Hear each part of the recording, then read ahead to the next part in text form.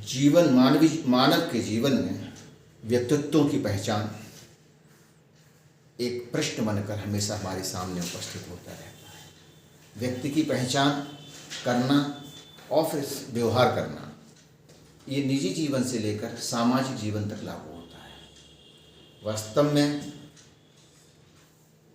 व्यक्तियों के जो प्रकार बनाए जाएं या उन्हें श्रेणीबद्ध किया जाए तो 4 प्रकार कहे जा सकते हैं। 4 में 2 ऐसे प्रकार हैं जो स्वीकृत कह सकते हैं या 2 प्रकारों को अस्वीकृत कह सकते हैं। पहला प्रकार के अंतर्गत वो व्यक्तित्व आते हैं जो सरल होते हैं, सीधे होते हैं, जिनके मन में न कोई ईर्ष्या होती है, न द्वेष और न ही वैमनस्य। ऐसे लोग अपनी बात रखते हैं, हृदय की अभिव्यक्तियाँ ही अभिव्यक्त करते हैं और जैसा होता है वैसा कह देते हैं। उसके बाद उसके प्रति उनके मन में कोई भी ऐसे विचार नहीं रह जाते हैं जो किसी व्यक्ति के बारे में पूर्व धारणा बनाए। इन्हें हम सरल व्यक्तित्व कह सकते हैं या सरल व्यक्ति कह सकते हैं। दूसरा प्रकार उन लोगों का होता है जो बुद्धिमान होते हैं। इस प्रकार में व्यक्ति कल्पनादर्शी भी होता है और सही निर्णय लेता है भविष्य की परिकल्पना के आधार पर, ताकि आने वाले समय में किसी भी कार्य के प्रति कोई जटिलता, कठिनाई और चुनौती उत्पन्न न हो। उसके अंदर भविष्य जीविता का एक संकल्प होता है और भविष्य जीविता की एक दृष्टि होती है।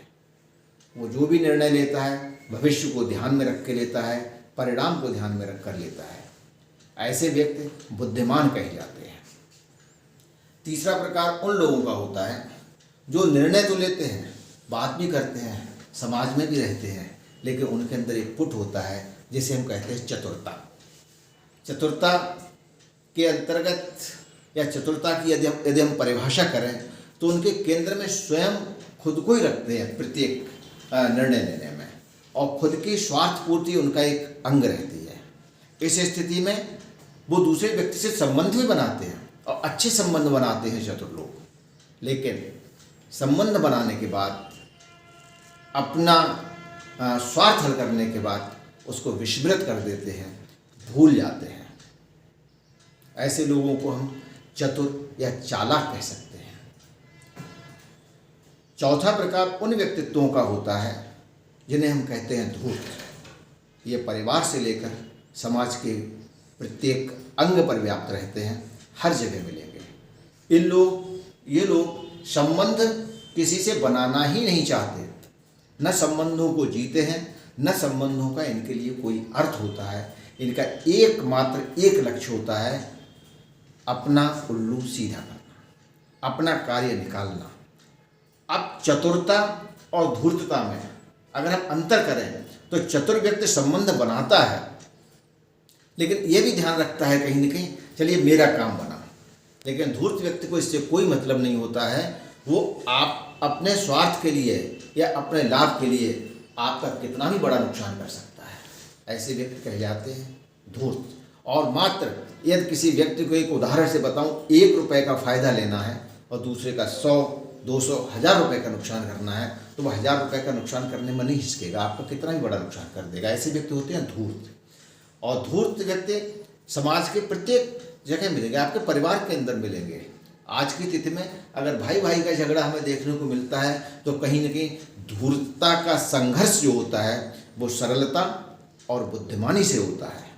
धूर्त व्यक्ति न सरल व्यक्ति को पसंद करता है, न बुद्धिमान व्यक्ति को पसंद करता है। वो व्यक्ति केवल अपनी धूर्तता में रहता है। ऐसी स्थिति में हमारे सामने ऐसे लोग आते हैं जो जिस तरह का होता है वो उस तरह की चीज़ दिखाकर चले जाते हैं। चतुर लोगों का एक बहुत ही इंटरेस्टिंग नैरेटिव बताया, या नैरेटिव को हम स्पष्ट करें तो आप महसूस करें, कुछ लोग कहते हैं हर चीज़ को देखने का अपनी दृष्टि होती है और नज़रिया होता है। नज़रिया कुछ नहीं होता है। धर्म धर्म होता है, अधर्म अधर्म होता है, सुकृत्य सुकृत्य होता है। कुकृत्य कुकृत्य होता है, गंदगी गंदगी होती है, अच्छी चीज़ अच्छी होती है, इसमें नज़रिया नहीं आते हैं। कुछ गुण दोष के आधार पर हम इसका विवेचन कर सकते हैं, परंतु व्यक्तित्वों के मूल्यांकन में कोई नज़रिया नहीं होता है। जब नज़रिया आता है तो कहीं न कहीं उसमें स्वार्थ शामिल हो जाता है, और स्वार्थ का सीधा सा जो अर्थ निकल के आता है और स्वार्थ जहाँ लेकर जाता है वो चतुरता की श्रेणी में लेकर जाता है। ये चतुर व्यक्ति ऐसा करते हैं। यही स्थिति कमोबेश धूर्त व्यक्तियों की भी होती है। वो भी कहते हैं अपना अपना नज़रिया होगा या अपनी अपनी दृष्टि होती है, परंतु बुद्धिमान और सरल व्यक्ति सबसे अच्छे होते हैं। सरलता का सम्मान करना चाहिए और बुद्धिमान को स्वीकार करना चाहिए। आज बस इतना ही, अगली बार फिर मिलेंगे। धन्यवाद।